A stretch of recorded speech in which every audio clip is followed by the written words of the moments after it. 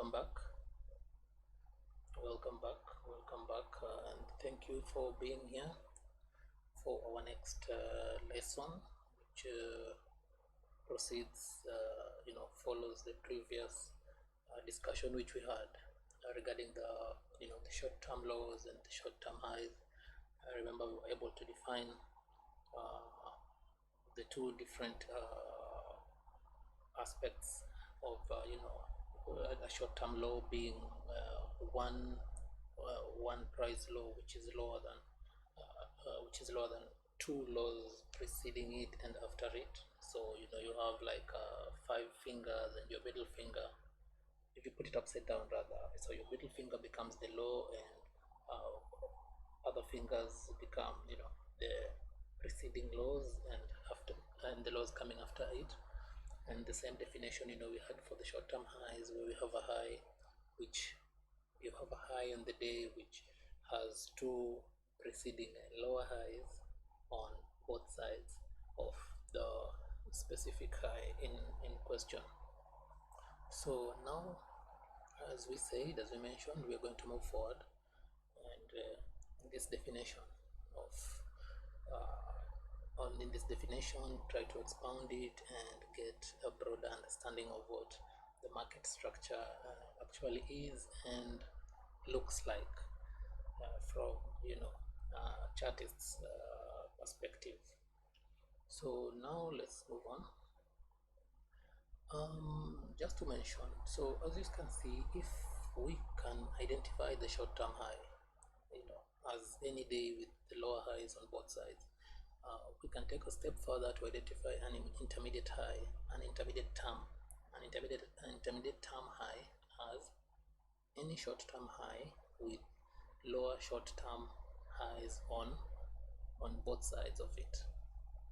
So now this expounds because we take the short-term high as one letter in the alphabet, but then now for it to form quote unquote, maybe to form a word with it, now it forms an intermediate term high.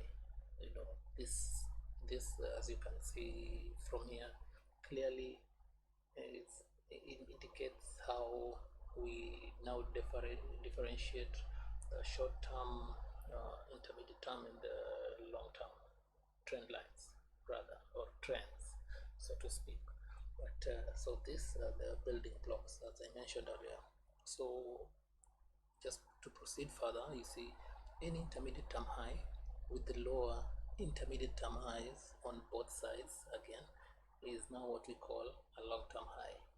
So this is going to be much more clearer as we proceed with the visuals, and so don't worry about it if you cannot grasp it at this point in time. So as you can see in the preceding paragraph, we've been able to identify the three dominant swings in the market, which, as I mentioned, is the short term, the intermediate, and the long term swing. All right, and by simply beginning to define the market from the a short term high or short term low perspective, then moving on to the intermediate term and then to the long term. And identification of market lows is done in the same fashion. So first we'll find a short-term low, and then identify one with the higher short-term lows on either side, and we'll call it the intermediate term low. And then we'll identify an intermediate term low with higher intermediate term lows on either side, and you will have, of course, a long-term low. So this gets very exciting, and I hope you are as well as we progress with this revelation. So this just a short trick question for you, but rather take it seriously. You can pause this video in this stage, and try to identify the short-term, the intermediate term or long-term highs in this chart. So only the highs. So you can pause this video for now and then come back to it later, as we are going to analyze it together and try to identify the short-term highs, the intermediate term highs, and even the long-term highs, if any, following our definition of, how we define the structure of these terminologies. So you can pause it now, and then after you're done, pause the video. Then after you're done, come back to the video and see whether you got them right, or where and why maybe you were not able to see. So I'll see you in a minute. So let's pause.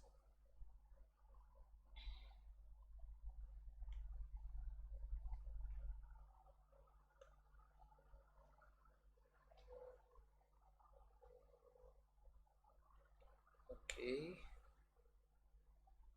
ladies and gentlemen, I hope that you are able to identify the highs as we just mentioned. So I want you to follow my cursor very closely. Just follow this cursor, and as you can see, when you follow my cursor, first on this chart, you can see these little gray arrows. So these tiny gray arrows here, these identify short-term highs as per our definition. Remember, we said a short-term high is a high that has two two highs on the preceding it, on the left and the right. So for example, like this one here is a short-term high because you see there's this candlestick here has a lower high, and this of course is a lower high, and this is a lower high. This is also a short-term high, and you see on the right there's a short two lower highs, and on the left there's two lower highs. So it qualifies it as a short-term high. Don't worry about this. Don't worry about the arrows, because with this software, on the charting softwares in MetaTrader, you'll find this already. Bill Williams has a lot of his indicators in there, which are inbuilt, and so you can be able to retrieve this immediately by the click of a button, which is kind of cool. You don't have to go through all that hassle of looking at a chart and trying to squint looking for the charts. So now moving forward, you see this we have the arrows pointing down. All right, these arrows pointing downwards, what do they define? Did you guess right? Yes, you guessed right. So this defines the intermediate highs. Sorry about that. Sorry about that. Okay. So this ideally identify the intermediate term highs. Why intermediate term high? Because you see, this is, remember the definition, we defined an intermediate term high as any high which has a short term high on both left and the right of it. So you see there is a short term high to the left of this high, and the lower short term high to the left, to the left of this high, and a lower short term high to the right of it. So this high becomes an intermediate high as per our definitions. This as well, but not really, it's not our ideal short intermediate high, but still qualifies, because you see on the right we have a lower, there's a short-term high formed here, and there's a lower short-term high formed here. So this also becomes an intermediate term high. Just moving forward to the next one right here. This becomes an intermediate term high because it has a short-term high on the left to the right of it, and a short-term high to the left of it. And this as well, you can see the high there, and here the short-term and the short-term here. So that I hope now it becomes much more clearer, because you can be able to see, you can be able to define the market, from intermediate term high, and the short-term high. So just remember the structure. This is the basic building blocks of any market, and it's imperative that you understand this formation very well. So now Let me see if we can find a short-term low. No, sorry, a long-term high. If we were to find a long-term high, which one would you think qualifies? Right, so this becomes a long-term high. Why? Because it has an intermediate term high to the left of it, and to the right of it, and an intermediate term high to the left of it. Oh, sorry, this slide keeps changing. All right, so you can see that very well. So one intermediate term high here, we have one intermediate term high here to the left and to the right, so this becomes a long-term high. Moving forward to the same, this is the same image, the same market, and we want to identify short-term to intermediate to longer-term lows. So how would you define it? So that you'll exercise it on your own, but because for the purposes of just minimizing the length of the video, we can be able to see that we have several. Of course, we have the short-term lows at the beginning point of analysis, where you find these gray arrows. These are short-term lows. Remember the definition of a short-term low: having two higher lows to the left and to the right of it. And for an intermediate term low has to have a short-term low to the right and to the left of it, so there's a short-term low, there's a short-term low, so that becomes an intermediate term low right here. So if, for example, this was an intermediate term low as well, this could qualify to be a long-term low. Why? Because we already have an intermediate term low to the left, so only waiting for one more intermediate term low to the right. So this could be a very ideal low for this. And not as a spoiler or anything, but we'll come to this much later in our lessons on trend lines. But when you're drawing trend lines, this is the basic what do you call this, the condition which you require. You want to draw your trend lines on these lows, these key lows, intermediate term lows, for intermediate term trend lines. You want to draw connecting two short-term lows for short-term trend lines, and this makes you apart. For you, I mean, this knowledge only separates you from, I'd say, maybe 80-90% of the people who analyze these markets, because most of the people do it wrong. And even though you could be wrong, because sometimes we don't get this 100% right, but you will always most of the time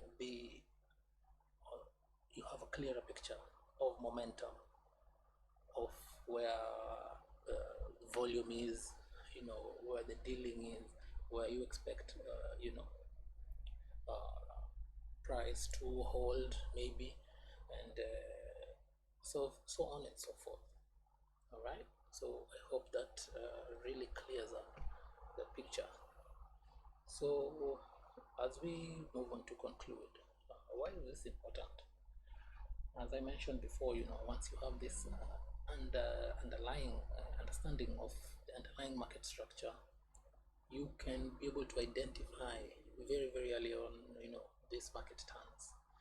These are the points where you expect the market to turn or to stall for a bit, and because again, price doesn't just go all the way up or all the way down. It has to meander around. It has to breathe. It has to look for liquidity. So these levels are very key when you're analyzing your market. And before you put anything on your chart, any indicator, any of those fancy gizmos or algos which you're having, the analysts, the quants understand what I'm saying. But before you do all this, make sure you have this right on your plain chart. Make sure that you understand this basic market structure, because the market will move in this predefined, almost mechanical structure. Okay, and so again, so you'll always know, maybe that a short-term low has been made when you rally above the high, of a day with the lower low, than the prior day, as you could see on the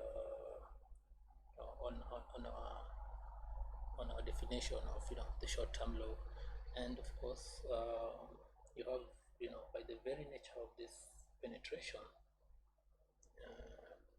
you know that the short-term downswing has terminated. All right, and by the same token, of course, so whenever price declines below the low of a day with the higher high than the prior day, a short-term high has been formed. And so you can see this and understand this more pictorially, of course, as we demonstrated earlier on. And again, I'll reiterate that, as I put it here, these are, by far the only valid support and resistance levels which have stood the test of time, and they're highly significant and important.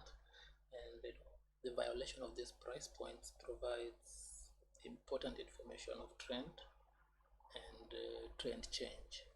And of course, you can use them for our stop loss protection and entry techniques. Of course, we'll come to that much later. And again, I can confidently say that the understanding of this market structure is the holy grail. The holy grail to trading, which millions and millions of traders have searched or keep searching the world of for. Understanding this market structure, once you have this, you can be able now to incorporate it.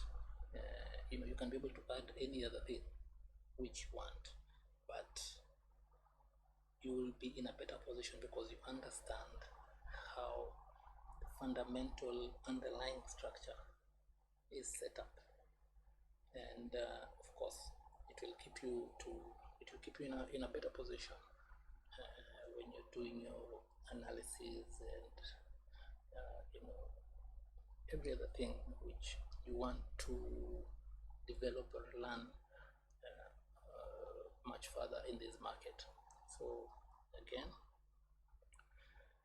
thank you very much, and I hope to see you on the next lessons. But please keep in mind